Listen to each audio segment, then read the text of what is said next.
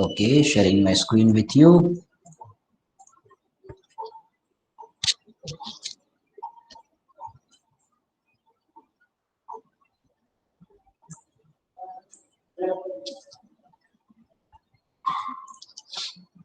Okay, so there is one textbook that is circulated with all of you, Prasanna Chandra Financial Management, in which you may find the detailed reading about this modules at page number 423.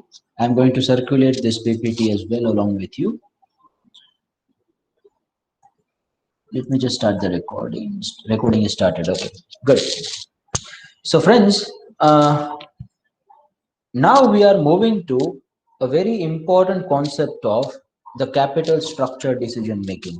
Can also be called as the financing decision.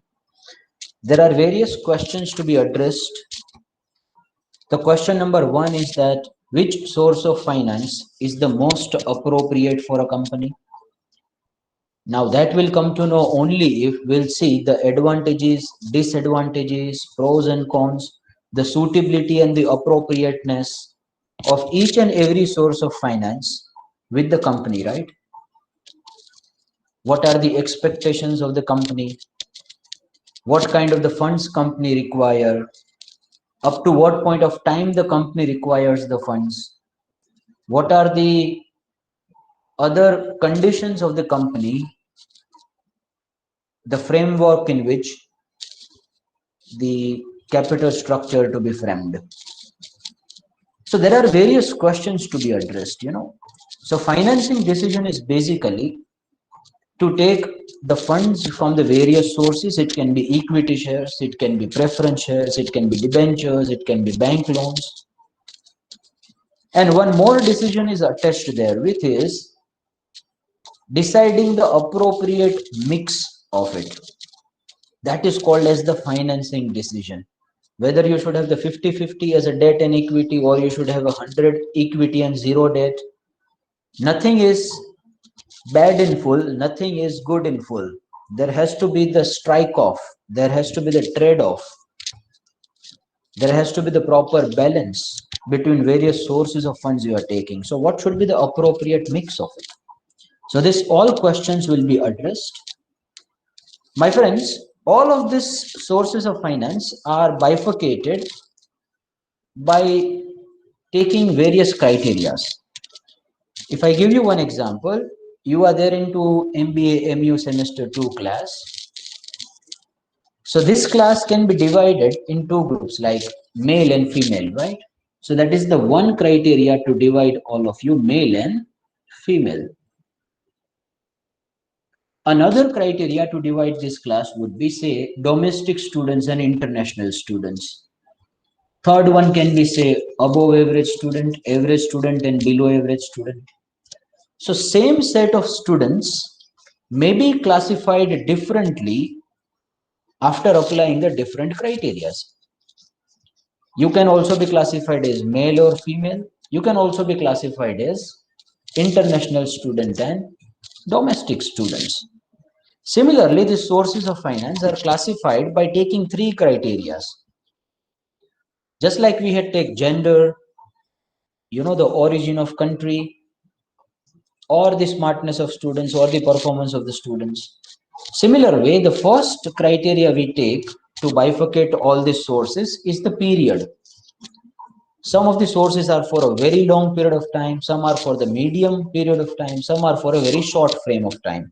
You want to utilize it only for a few number of months, it's a short term sources.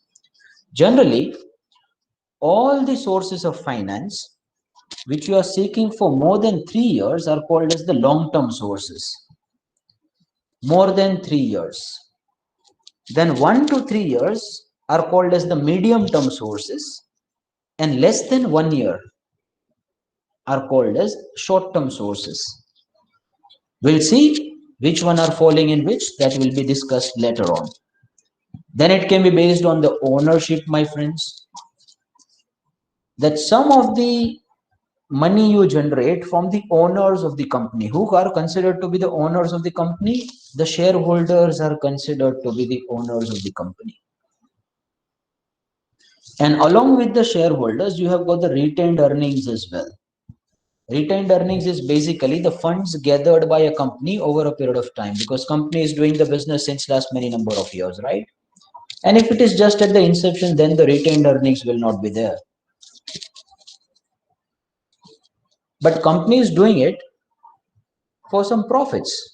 Those profits would have been there with the company since last many number of years, and that gathered money can also be called as the reserves and surpluses, can also be called as the retained earnings. So retained earnings belongs to the equity shareholders, because any types of reserves and surpluses are created in a company, ultimate right over those reserves and surpluses belongs to the owners of the company. So that is the owner's funds. And then it may be the borrowed fund, which is borrowed from other people. It may be banks and financial institutions. It may be from the public at large in terms of debentures. I'll explain all those terms later on. Then it can be, source of generation can be internal and external. So internal can be retained earnings and depreciation funds. Some people will be like, sir, how depreciation can be a fund? See, depreciation is just an expense on the balance sheet. It is non-cash expenditure. Due to a wear and tear of the asset, you charge some depreciation, right? But it is not the actual cash outflow. So you keep on gathering some funds because you have the non-cash expenditures. We'll discuss it later on in the detail, but I'm just telling you the criteria of bifurcation. It can be the source of generation, internal and external. If it is externally generated from the outsiders, it can be called as the external sources. If it is internally generated through the retained earnings or through the depreciation funds, then it can be called as the internally generated funds. So every source of finance would be divided based on that.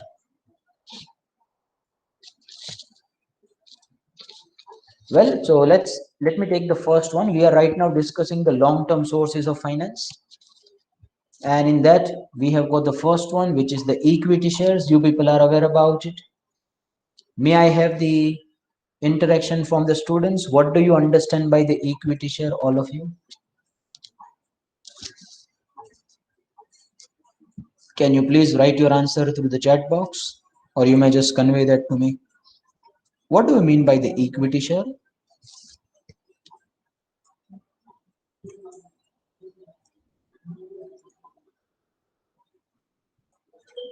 Anyone? And this advantages and disadvantages and everything we are going to discuss, no, that will be from the perspective of the company, my friend. If the company wants to issue it, then what will be the pros and cons from the perspective of the company? Gonna be very practical. I do not want to state the definitions and everything that we have already learned. We'll be going to some practical aspects of it. Okay, so I've got the answers from Dhaval, from Harsh, from Darshita, from Mr. Andrew, from Mr. Vishal, Ms. Devanshi as well. Well, equity shares are basically the share you have in the ownership. It is not an overstatement if I say that I am also the owner of Reliance Industries Limited if I have the 5 shares of Reliance. Yes, my ownership control is very less, but that does not take away my right to be called as the owner of the company. You become the owner of a company by holding the equity shares of it. As simple as that. But it also comes with advantages and disadvantages from the company's perspective. Let's see that. They have the control over the management of the company.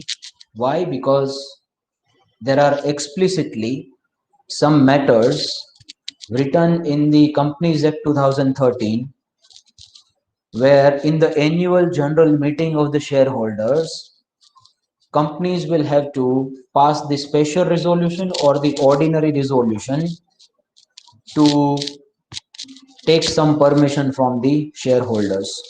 There are few matters explicitly written in Companies Act 2013.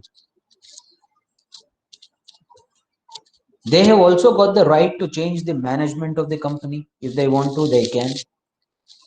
Now, my friends,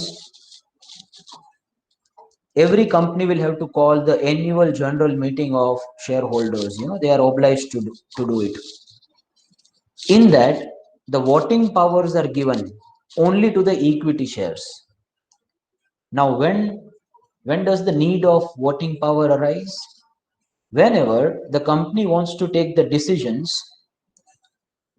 where it is required and mandatory as per the Companies Act 2013 to take the permission of the shareholders, at that time the annual general meeting resolution should be passed. So company is basically a small form of democracy where shareholders have got the voting rights and they can pass the resolutions as per their requirements. So that's why they have got the effective control over the management of the company. If they want to change the directors, if they want to change the auditors, they can by passing the resolutions appropriate for this. For some of the decisions, the ordinary resolution is required. For some of the decisions, special resolution is required. The difference between the two is that ordinary resolution just requires 50% majority, while special resolution requires 75% majority in favor of that decision. Then only that decision can be passed, otherwise not. So there are few matters explicitly mentioned. And shareholders may also put in the articles of association, which is considered to be the constitution of the company, the driving force of the company, the do's and don'ts of the company, the rules and regulations of the company. In that, the shareholders may again mention that explicitly that these are the matters where the involvement of shareholders would be mandatory. That happens right at the beginning of framing the articles of association. Equity shareholders are eligible to get the dividend if the company earns the profit. Now, see, if the company do not earn the profit, or if the company earns the profit, it is always the discretion of the company to pay the dividend.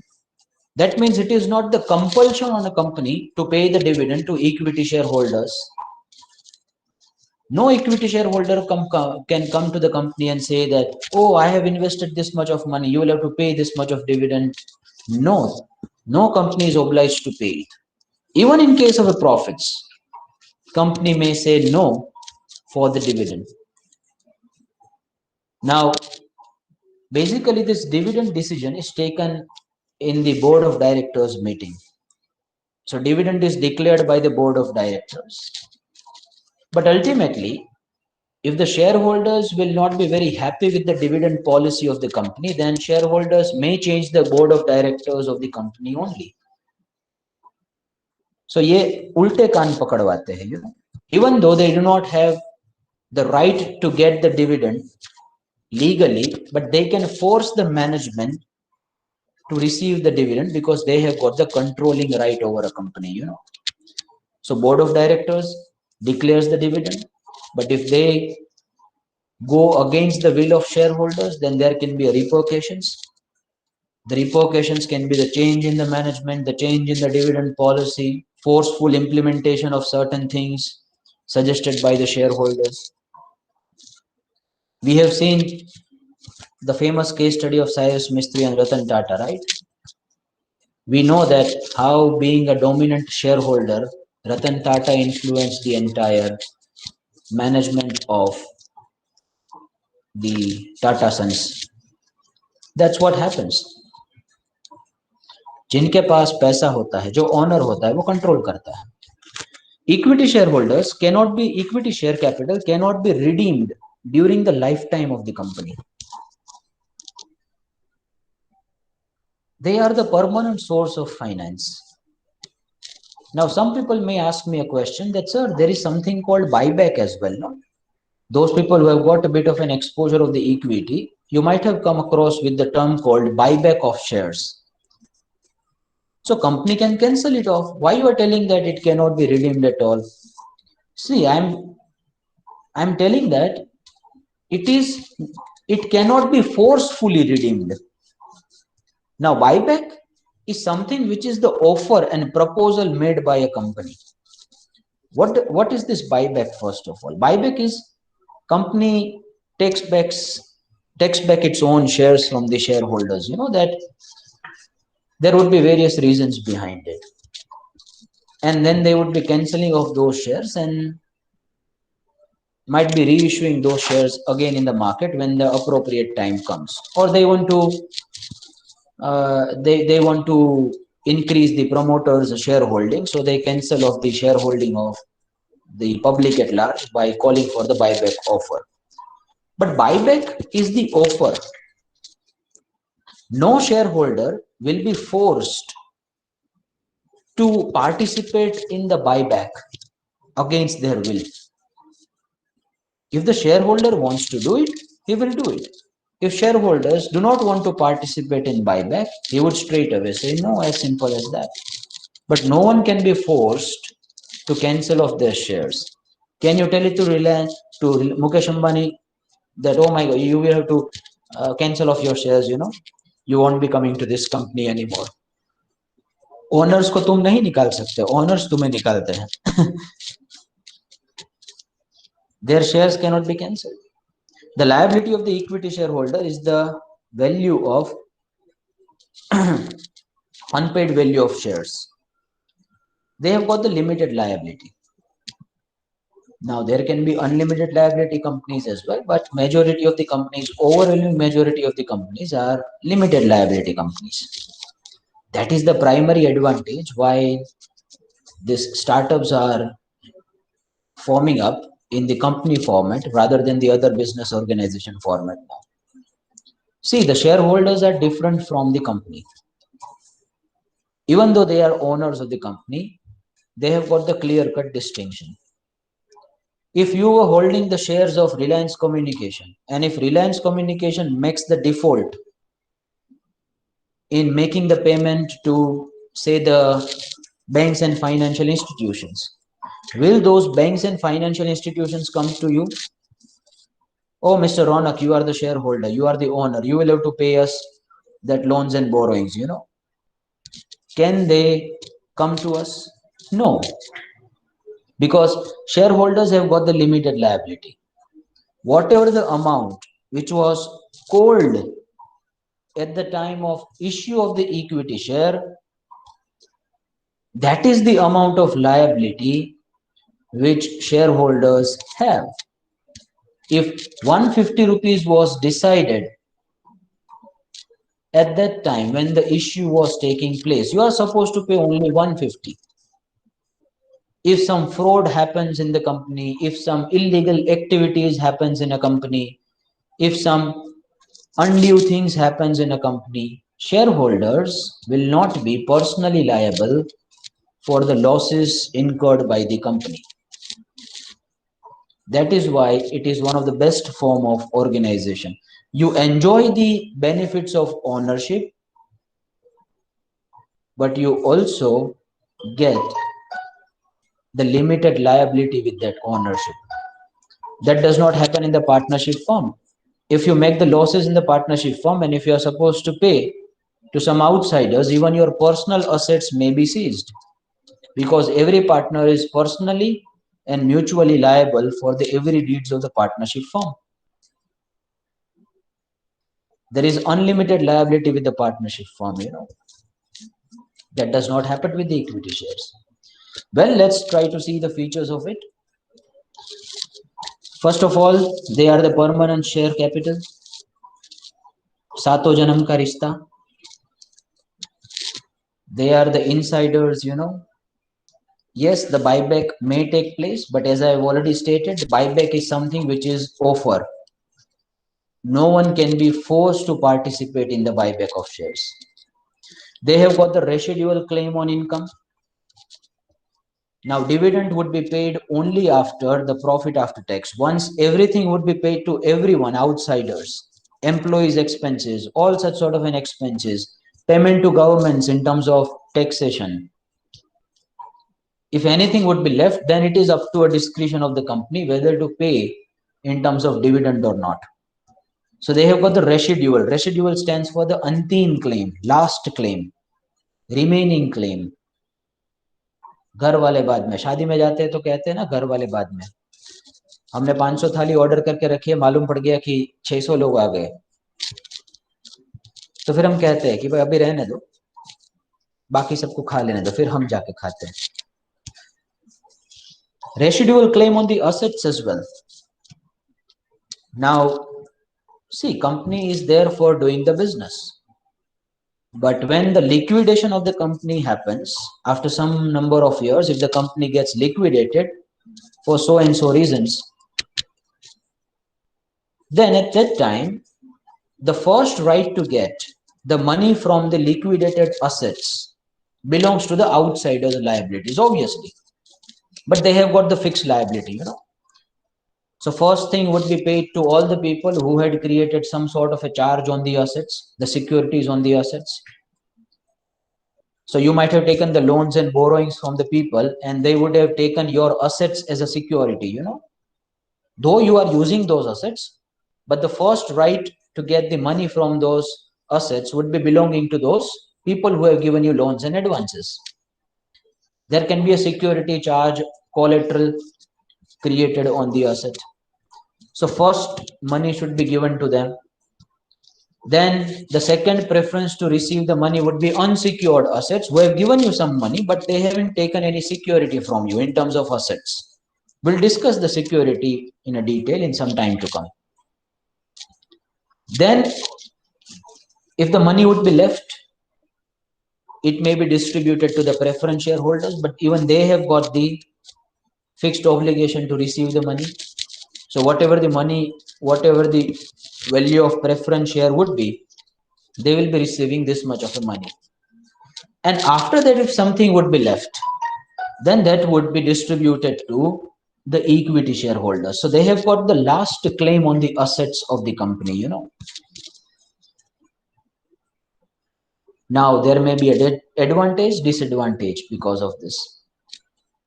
Advantage is that if the company would be left with so much of assets, that entire money would now belong to the equity shareholders. But if company would be left with very less amount of assets, then shareholders may not even receive anything from it. And generally company gets shut only when the things are not going good, you know. If the companies are doing good, then why they would opt for the shutdown? But yes, there could be some purposely created the companies. Once the purpose of that company's formation gets over, they may be liquidated and the assets may be distributed to the shareholders. So anyway, there is an advantage or disadvantage with that residual claim. Next one is the right to control the management and affairs of the company. Why? Because they have the powers to vote in the ordinary and the special resolutions of the company, right? And even if they want to initiate something on their own, rather than passing on the resolutions, you know, resolutions are generally passed by the management of the company related to some decisions made in the company, to be made in a company. But if something needs to be initiated from the shareholders' point of view, they may initiate the resolution. They may give the special notice to the management well in advance that we want to pass this judgment. So there may be a notice from the shareholders' point of view to the company that we want to pass this decision. So they have got the right to control the management. Voting rights, you people are aware about it. There is a preemptive right as well. Now what happens in the preemptive right, my friend, is that, see, what happens while issuing the new equity shares is that existing equity shareholders' control gets diluted. Let me just give you a very simple example. Say there are 100 shares Mr. A holds 50%, Mr. B holds 50%. Now there are new 100 shares issued to the public at large. So there will be in total 200 shares. Now, if this new 100 shares are issued to the public at large, then out of which A is holding 50, B is holding 50. So A is effectively holding 25% of the new shares now. So his control over the company has reduced to the great extent from 50% to 25%. That is the dilution in control. If new equity shares are issued to the new people in the market, obviously the existing shareholders control gets diluted. Now, in order to avoid that, a company may have the preemptive right. So the first shares in proportion would be issued to the existing shareholders so they do not lose the control over the company. And then some new shares might be issued to the outsiders, just to maintain that these people do not lose the control significantly from the company. So there may be, the first issue made to them. Now see, new equity shares may be issued by two ways. One is by taking away the shares of the existing shareholders first of all, or it may be by issuing the new equity, fresh equity in the market. So if existing shareholders give their some percentage of the stake, that may be issued to the public at large, then the dilution happens. And if the new equity shares are also issued to the public at large directly, then also the dilution happens.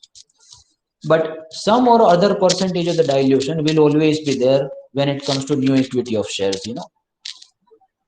So there is a possibility that in the articles of association, there would be a privilege right given to the existing shareholders that if the company comes up with the new equity shares, then the dilution in control will not happen because some portion of the shares might be issued to the existing shareholders as well.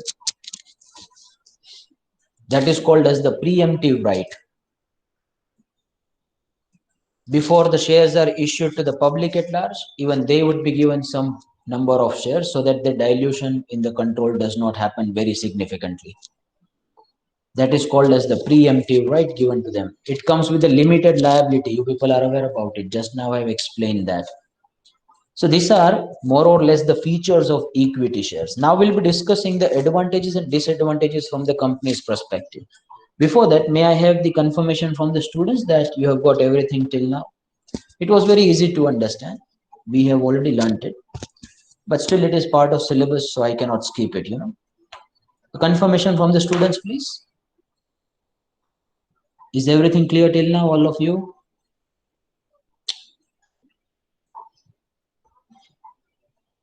Very true, Mr. Hardik. According to you, equity capital is the long-term source of finance. Everyone had given the nice answers. Good. Now, there are advantages with that. The first is it is the permanent source of finance. Unlike the loans and borrowings, that will have the specific maturity, so you will be in a constant hunt to take to save the amount for the installments on a daily basis so that you will be not making any default to the banks and financial institutions. Now, for the equity shareholders, you won't have to make any provisions for installments, because you know that they are going to be there for the lifetime. So that's the advantage. No fixed dividend obligation.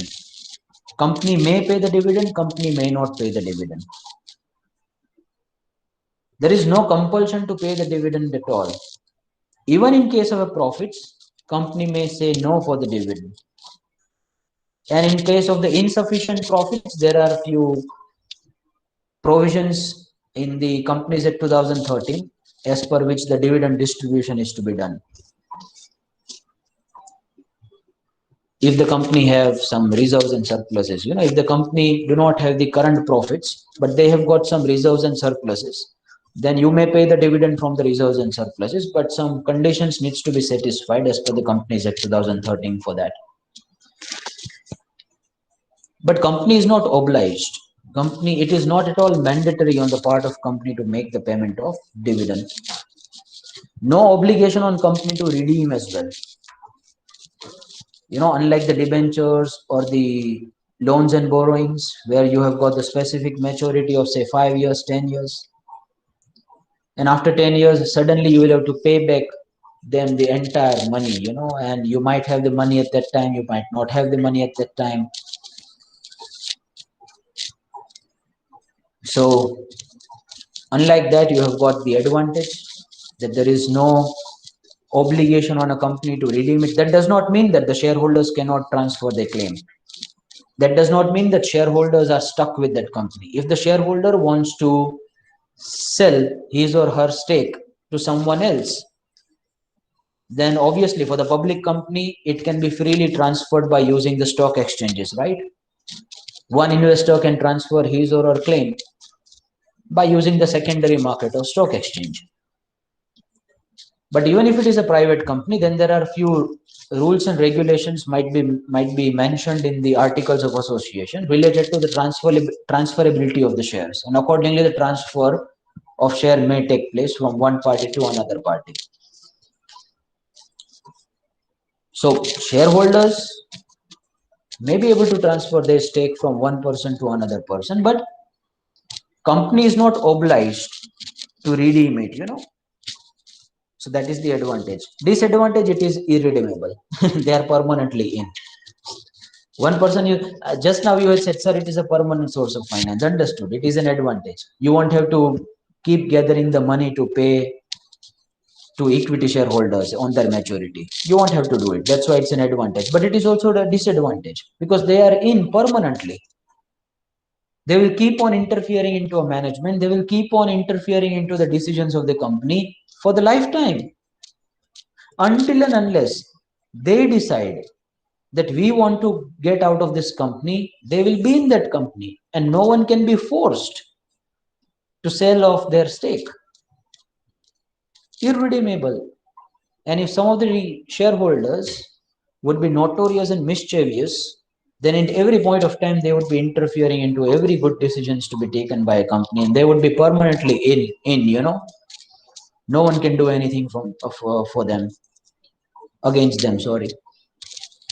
They may create the obstacles in the management because they have got the controlling power. May lead to a speculation.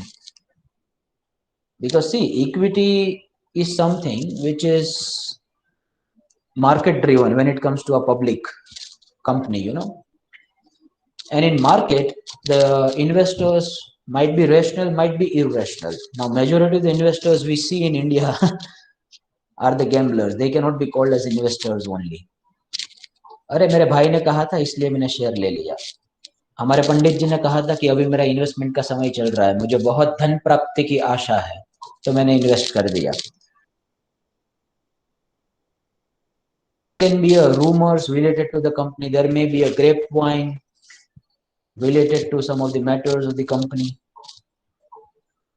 and they are large in numbers, And if some negative rumors are spread, इधर बैठे बैठे हमारे company के share price इधर down हो जाएंगे, बहुत ज्यादा हो जाएंगे. There was one company, in its name, the oxygen was coming, and people during that lockdown, when the second corona wave occurred, people started purchasing the shares of that company a lot, like anything, just because of the fact that oxygen was coming in that name. But after that, it was it came into a public domain that that company is not manufacturing oxygen at all. It is just a name in which the oxygen is mentioned. That company is not at all producing or manufacturing any oxygen. So it may lead to a speculation because the investors might be irrational. There is no fixed dividend. Now, why it can be a disadvantage for a company? See, when you have the fixed liability, you know that you're supposed to pay only that much of amount.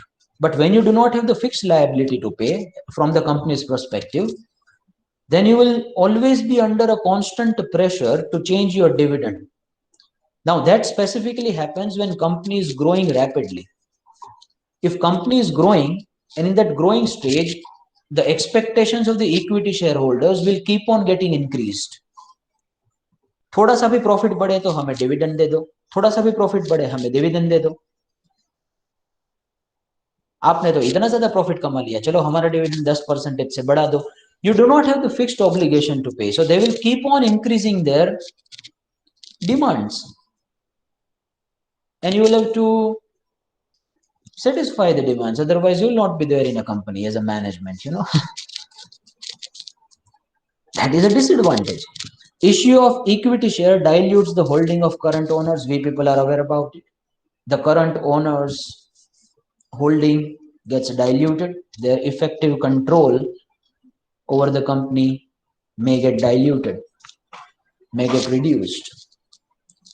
Now this is why these companies are coming up with these buybacks. You know, by the primary reason for doing the buyback is to increase the holding of the promoters. So basically you may identify all the shareholders in terms of promoters and in terms of outsiders.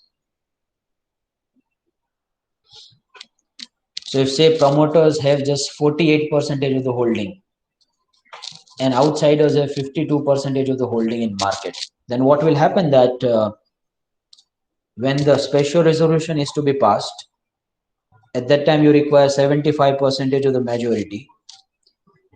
So at that time you will have to do bhai bapa to others, you know. You people are aware about that bhai bapa kind of language. अरे हमारे share में please ये resolution में yes कह दो, yes कह दो. Now in order to avoid that situation where the company will have to plead to outsiders to pass the resolutions, in order to avoid that, they may come up with a buyback.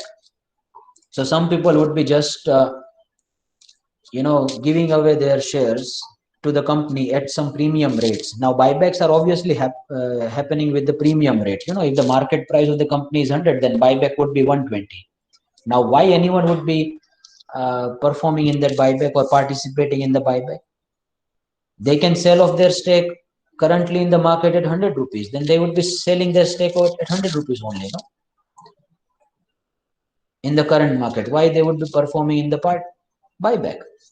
Sorry, participating in the buyback. There would be some premium given to them at that time. So say 120 rupees is given to them per share. Now whatever the number of shares that comes to a company, they will be cancelling of those shares. So basically the total number of shares gets reduced, so the percentage holding of the promoters gets boosted. Now buybacks are very common in the IT companies actually. They want to keep on increasing their stake, promoters' stake. Now what happens, promoters are less in numbers, you know, you can convince them.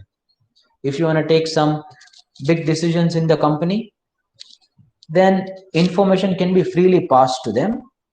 There may be a one-to-one personal meeting as well. And once they get convinced related to any major decisions to be taken in the company from the management side, then it becomes very easy and smooth from the company's point to pass on that decision. And these outsiders are huge in numbers, you know, lakhs of shareholders, thousands of shareholders.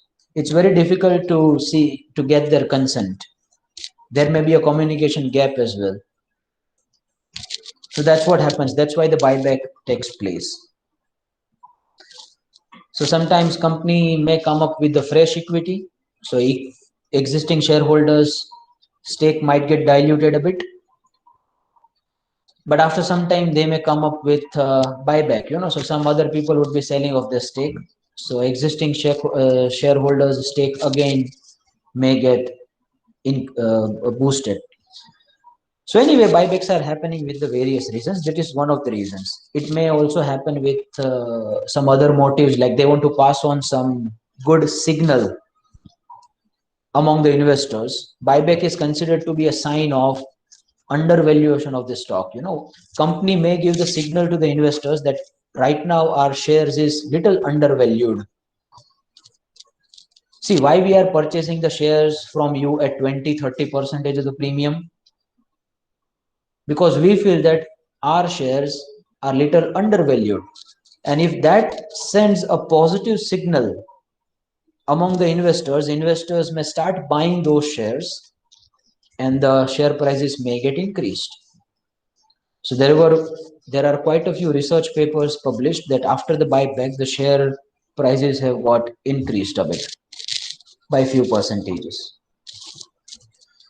The cost of equity capital is high.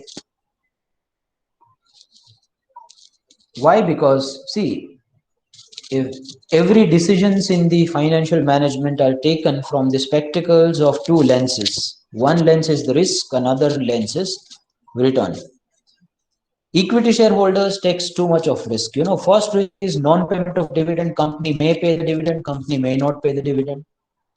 Another risk is non-payment of capital at the time of liquidation. They may get their capital back, they may not get their capital back. If company will not be left with any money at the time of shutdown of the company, equity shareholders won't get anything.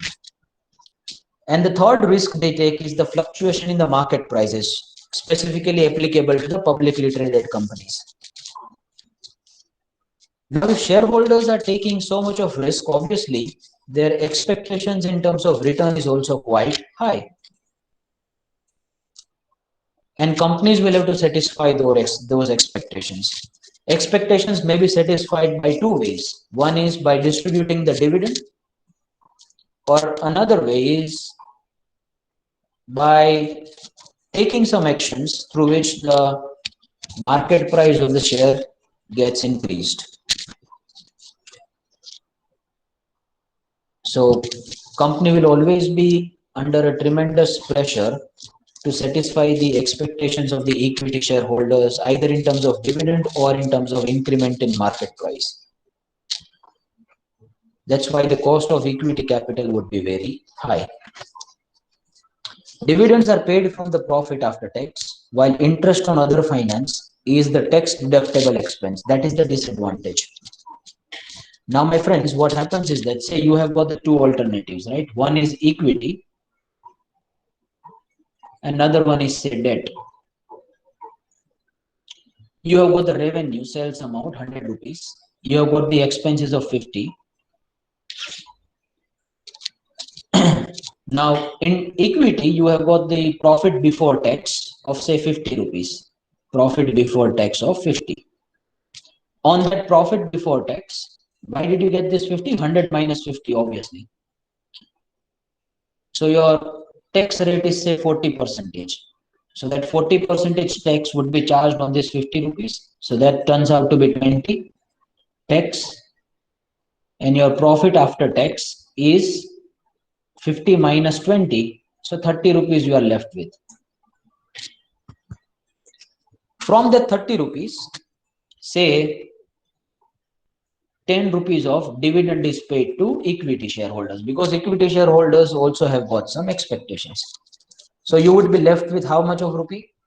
30 minus 10. So 20 rupees company may transfer in their balance sheet in terms of reserves and surpluses.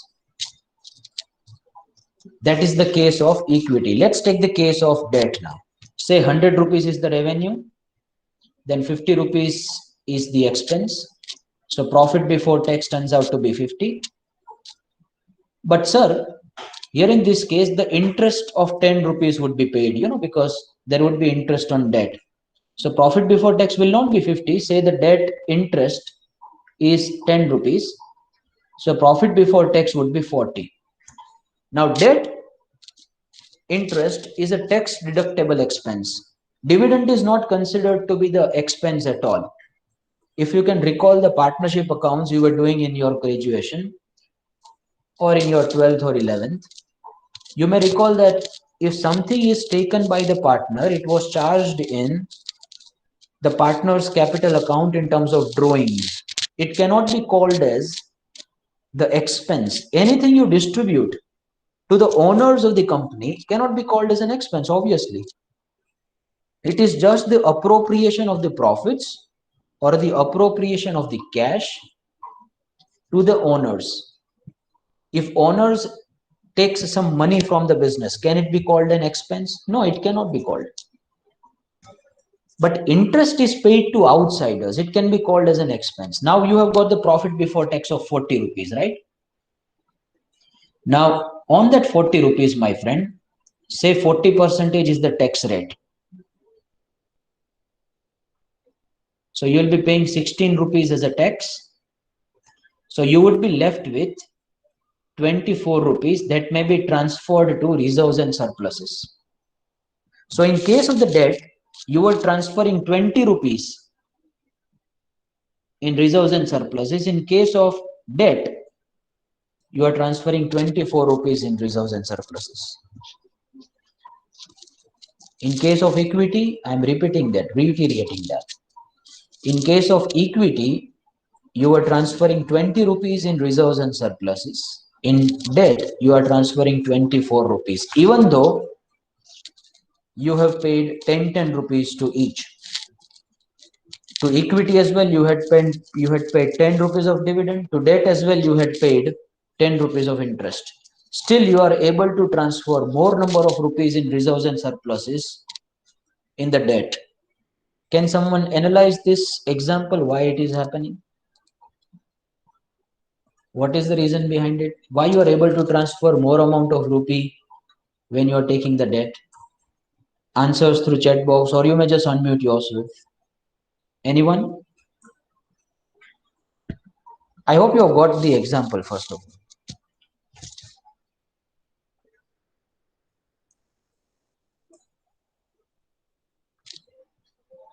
Darshita is saying leverage.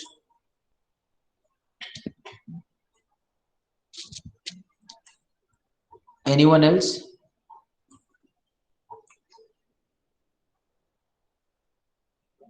Harshil is saying dividend. See, in dividend as well, Harshil, you had paid 10 rupees when you had taken the equity. But when you have taken the debt, there is no dividend right now because you had this new equity shares haven't been there. So you're not paying any dividend to them. 10 rupees are paid in both the cases. Let me take you to one Excel file so that you get it in a better way. Try to understand again, because that's a very important example. I'm just signing this off in 2 minutes. Say there is a P&L account here. 100 rupees is the revenue. 100 rupees is the 50 rupees is the expense. This is the case of equity. You are supposed to pay 10 rupees as a dividend to equity. And in second alternative, let's assume that you are supposed to pay 10 rupees as an interest to banks and financial institutions. So your profit before tax reaches to 50 in this case. Now say the tax rate is 40%. So 40% of 50 rupees would be 20. So your profit after tax will reach to 30. From the 30, you distribute 10 rupees of dividend. So how much you will be able to transfer to the reserves and surplus? In your balance sheet, 20 rupees as a retained earning, right? Let's take another example where we have got another alternative. 100 rupees is the revenue. Expense is 50. Now, interest is a tax deductible expense. It can be called as an expense. Dividend is paid from the profit after tax. So, interest 10 rupees you are making the payment of, no, will be part of your expense side. So, your profit before tax is just 40. Now, from that 40, the tax rate is again 40%, right? So, tax amount would be 16 rupees. So, your profit after tax is 24 rupees. Now you're not supposed to distribute any dividend because there were no new equity shareholders in this case. We are just taking these two alternatives. So this 24 rupees would be transferred to reserves and surpluses. Here as well, you had paid 10 rupees to shareholders as a dividend. Here as well, you have paid 10 rupees to banks in terms of interest. But still, you are able to make more amount in reserves and surplus in debt and less amount in equity. Why? Now can someone tell me the logic? Yes, Miss Urja. If we pay interest, we will save tax in this case. Very true. Absolutely correct. That is what the point I wanted to discuss. So while making the payment of interest, you save the tax. You save the tax because interest is the tax deductible expense, while dividend is not an expense. That's why your effective cost of debt is not 10 rupees. You are saving the amount of tax. Earlier you were paying 10, 20. Now you are just making the payment of 16. So you are saving the tax of 4 rupees when you are making the interest payment. Now that is the disadvantage for the equity, because as far as the equity is concerned, dividend is not a tax deductible expense. That's why it is written over there in the PPT as a disadvantage. Go over there. Dividends are paid from profit after tax, while interest on other finance is a tax deductible expense, and it is written in disadvantage. Cost of issue of the equity shareholders is quite high. You know, underwriters will be appointed. You will have to take the permissions from the various party, registrar of the companies. You will have to take the permission from the Securities and Exchange Board of India. The merchant bankers will be appointed, and everyone would be given their fair share of commission and brokerage. Then the allotment will take place to the shareholders. Then shareholders will get the equity. But what will happen if you want to take the debt and borrowing? You will just go to the bank manager. You will just knock the door of that bank manager. If your financial position would be very strong, straight away the loan would be disbursed to you within just few number of days. But that process is very lengthy when it comes to issuing the equity shares. So that the cost of issue of the equity shares will always be very high. So these are the advantages and disadvantages we have discussed for the equity. We'll explore the few more other sources of finance in the next session. That's it from my side for the day. If you have any queries or questions, you may just let me know. Else, I may put your enrollment number as a mark of your attendance. I'm really sorry I have taken a lot of time of yours today.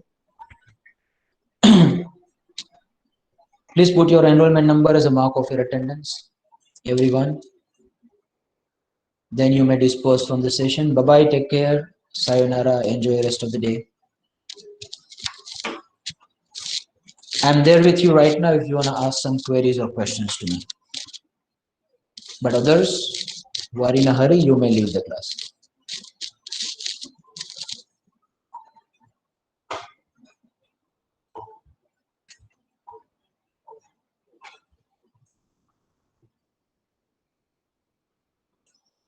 Okay, which file, Darshita? This PPT?